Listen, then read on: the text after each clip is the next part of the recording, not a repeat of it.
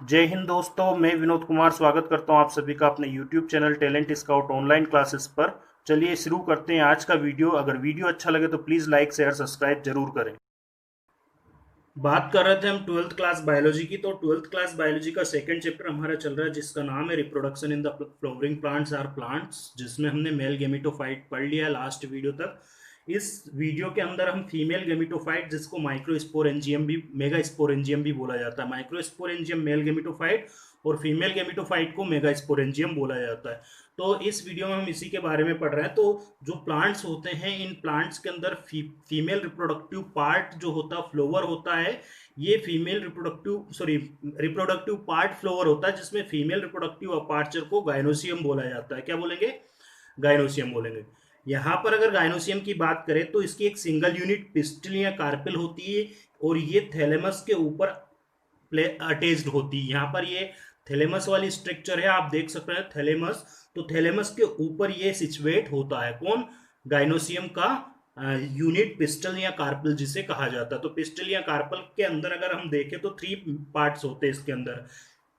तो इसका जो टॉप पार्ट होता है इसको स्टिग्मा बोला जाता है। It is known as stigma. This stigma में be hairy are mucilaginous a knob like structure.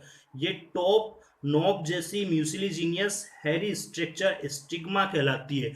Which trap the pollen grain, जहां पर पोलन ग्रेन आकर ट्रेप्ड होते, पोलन ग्रेन यहां पर आकर ट्रेप कर लिए जाते, मतलब यहां पर अटैच कर लिए जाते हैं।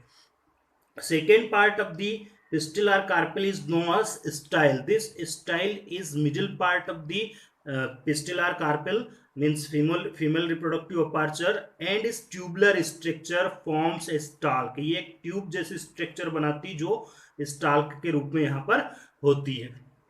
इसके बाद जो बॉटम पार्ट होता है इसका, the bottom of it is known as ovary. ये वाला जो पार्ट है ये पार्ट कहलाता ओवरी। यहां तक का पार्ट कहलाएगा स्टाइल और ये पार्ट कहलाएगा स्टिग्मा। तो bottom of the carpellary pistil is known as ovary which is round ovule shaped and is consist ovule in it. और इसके अंदर ये जो स्ट्रक्चर आप देख रहे हैं इसको ओव्यूल कहा जाता है। It is known as ovule. This ovule is the megasporangium. ये मेगास्पोरेंजियम होता है और यहीं पर मेगास्पोर, जिसको हम एक बोलते हैं, वो यहीं फॉर्मेट होता है। किसके अंदर? इसी ओव्यूल के अंदर। आई होप आप सभी को इतना समझ आ गया होगा। अगर इतना समझ गए हो तो आगे बढ़े। देखिए क्या होता है यहाँ पर, ओव्यूल की जो स्ट्रक्चर रहती कुछ इस तरह से डायग्राम आप देख सकते हैं। यहाँ पर ये जो ओव्यूल रहता है, this ovule situate inside the ovary. Ovary के अंदर ओव्यूल सिचुएट होता है। This ovule is formed by the placenta. Placenta से ये बना होता है इनसाइड द ओवरी। ओवरी के अंदर प्लेजेंटा से ये बनता है। अगर यहां पर हम इस ओव्यूल की बात करें so it is a multi cellular structure. ये एक मल्टी सेल्यूलर स्ट्रक्चर होती, कई सारी सेल से ये मिलकर बनी होती। It is a multi cellular structure. ये एक मल्टी सेल्यूलर स्ट्रक्चर होती है। Okay. Its body is known as nucleus. इसकी बॉडी को न्यूक्लियस कहा जाता है। इसकी बॉडी को क्या कहेंगे? ओव्यूल की न्यूक्लियस इसकी बॉडी को कहा जाता है। Which is attach with the thalamus are ovary with the help of funicle. Funicle is a stalk shaped structure which is cylinder shaped and is attach the ovule with the ovary. ovary को ovule से जोड़ने का काम इसका होता है।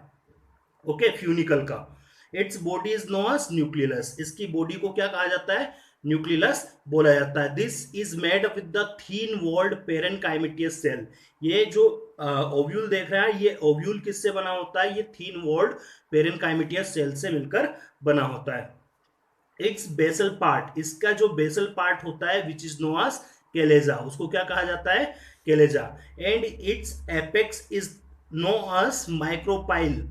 इसके यहां पर एपेक्स को माइक्रोपाइल बोलेंगे। Which forms a pore here is known as micropyle pore situate on its apex. Ovule के अगले हिस्से पर माइक्रोपाइल पोर होता है और इसी पोर की मदद से पोलन ग्रेन इंटर हो सकते हैं इसके अंदर। किसके अंदर? ओव्यूल के अंदर। तो यहां पर जो बॉडी होती है it is covered with to cellular code, यहाँ 2 सेलुलर कोड से ये कवर्ड रहती है। किसकी बॉडी? इस ओव्यूल की बॉडी। ये जो आप कोड देख रहे हैं ये वाला और ये वाला, it is no as integument, इनको इंटीग्यूमेंट बोलेंगे। Outer coat is no as outer integument, ये वाला पोर्शन आउटर इंटीग्यूमेंट हो जाएगा और ये वाला पोर्शन इनर इंटीग्यूमेंट। ऐसे ही यहाँ पर ये आउटर इंटीग्यूमेंट और ये inner integument.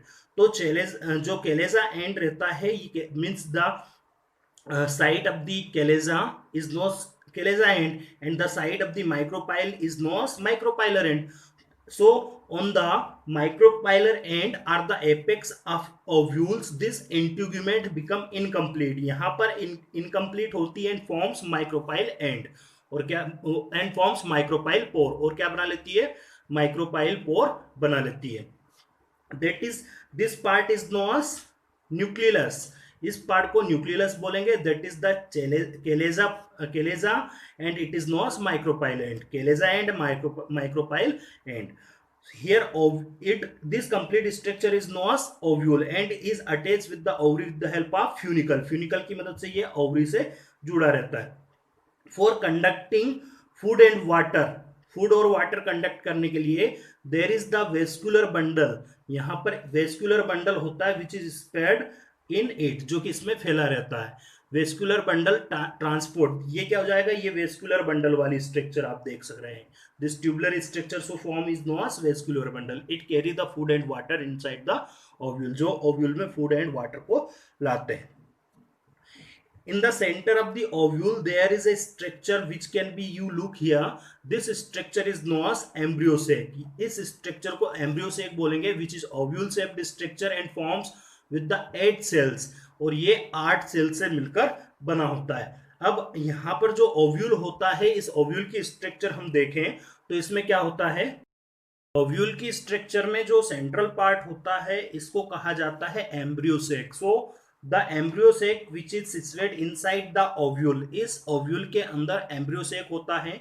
Embryo sac having 2 ends, a chalaza end and the micropylar end. So chalaza end which is situate toward the chalaza and micropylar end which is situate toward the micropyle। जैसे हमने किसकी structure पढ़ी है अभी, यहाँ पर ovule की structure कुछ इस तरह से हमने पढ़ी है अभी, ठीक है? इस तरह की स्ट्रक्चर हमने ओव्यूल की अभी पढ़ी है। तो ये आउटर इंटीग्यूमेंट हो जाएगा, ये इनर इंटीग्यूमेंट हो जाएगा, ये माइक्रोपाइल पोर हो जाएगा, और ये आउटर इनर इंटीग्यूमेंट, ये आउटर इंटीग्यूमेंट, और ये वाला पार्ट हो जाएगा फ्यूनिकल। ये वाला यहाँ पर जो पार्ट रहता है इसको चेलेजा बोलते हैं, इसकी बॉडी को न्यूक्लियस बोलते हैं। इतना हम सबने पढ़ लिया है। अब यहाँ पर जो माइक्रोपाइल एंड रहता है, यहाँ पर इंटीग्यूमेंट और फ्यूनिकल के जुड़ने की जगह को बोला जाता है हाइलम। क्या बोलेंगे उसको? हाइलम। जहां पर फ्यूनिकल और क्या जुड़ा रहता है? Funicle attach with the integument. Funicle किससे जुड़ा रहता है? इंटीग्यूमेंट से। यहाँ पर वेस्कुलर बंडल पाया जाता है जो कि क्या ट्रांसपोर्ट करता है? Food and water. इसके अंदर ये एम्ब्रियो सेक होता है। इसी एम्ब्रियो सेक की स्ट्रक्चर हम इसके अंदर करने जा रहे हैं। तो एम्ब्रियो सेक के अंदर ये जो कैलेजा एंड रहता है ये कैसा रहता है? बेसल पार्ट होता है। वहीं माइक्रोपाइलर एंड कैसा रहता है? It toward the apex. तो यहाँ पर क्या होता है कि जो एम्ब्रियो सेक होता है इट कंसिस्ट ऑफ 8 सेल्स। इसके अंदर 8 सेल्स होती है। There are 3 basal cells which are toward the chalaza end, this forms antipodal aperture. जो क्या बनाते हैं? एंटीपोडल अपार्चर बनाते हैं, और ये सेल एंटीपोडल सेल कहलाती हैं। Then the cells are situated in the center. These 2 cells situated in the center is known as polar aperture. इसको polar aperture या polar nucleus बोलेंगे, which contain 2 cells, जिसके अंदर कितनी cells होती है? 2 cells. After the fusion of these 2 cells, इन दोनों fusion के cells के फ्यूजन के बाद में a single cell is format which is diploid. क्योंकि ये सभी सेल्स कैसी हैं? ये सभी हैप्लॉइड, ये भी हैप्लॉइड, ये भी हैप्लॉइड, ये भी हैप्लॉइड, ये भी, ठीक है? तो ये सभी सेल कैसी होती हैं? हैप्लॉइड होती है।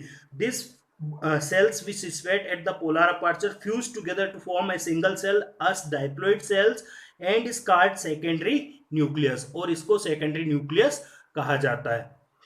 In next here the micropylar end consists of the 3 cells. micropylar end पर 3 cells होती है which forms एक aperture, जो एग अपार्चर बनाती है, in which one large cell is known as egg nucleus which is larger than remains two, and the two lateral small cells form synergid cells are known as synergid aperture. I hope आप सभी को अच्छे से समझ में आया होगा। Female gametophyte mega sporangia आपको अच्छे समझ में आया होगा। अगर वीडियो अच्छा लगता है तो प्लीज लाइक शेयर सब्सक्राइब जरूर करें।